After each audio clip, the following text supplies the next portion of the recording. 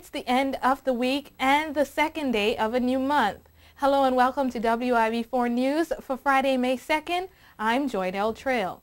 In tonight's top stories, answers to hard-hitting questions became the focus of one of the final sessions of the STC-10 after stakeholders revealed the financial commitment of the Turks and Caicos Islands for the preservation of the country. Let's take a look. It was time to talk money on the last day of the 10th Annual Caribbean Conference on Sustainable Tourism Development. And when the numbers rang out, so did the questions. Questions of how well these funds are working for the preservation of the national treasures of these beautiful by nature islands. These hard-hitting questions were posed to a panel of stakeholders. So I have two questions for you. The first question is National Geographic recently rated the Turks and Caicos as among the worst in the region for respect for its ecosystems and its environment. You got a score 44 out of 100. My first question is, did National Geographic get it wrong? The response? I think National Geographic assessment of Turks and Caicos was a bit skewed. They only came to one island, which was Providenciales. And none of the other islands were visited. So I think it's difficult to use Providenciales to score the entire Turks and Caicos Islands. So to answer your question, I think they did get it wrong.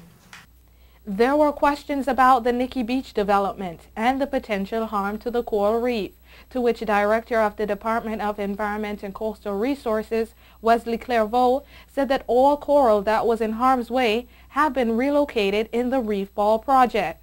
Clairvaux also gave reports on the specific financial contributions that have been allocated to preservation.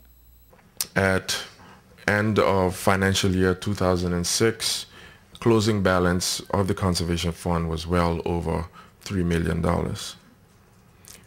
Out of that $3 million, over $3 million, 70% goes towards the management of the protected areas, which is shared between the National Trust and the Protected Areas Division.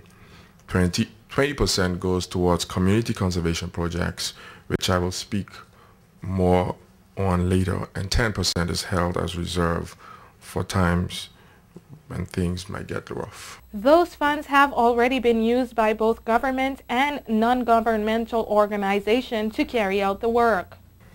Now, in the very near future, the Trust will benefit from a joint project funded to the tune of about over €2 million, to be shared between three implementing agencies, and these are the BVI National Parks Trust, National Trust of the Cayman Islands, and the TCI National Trust.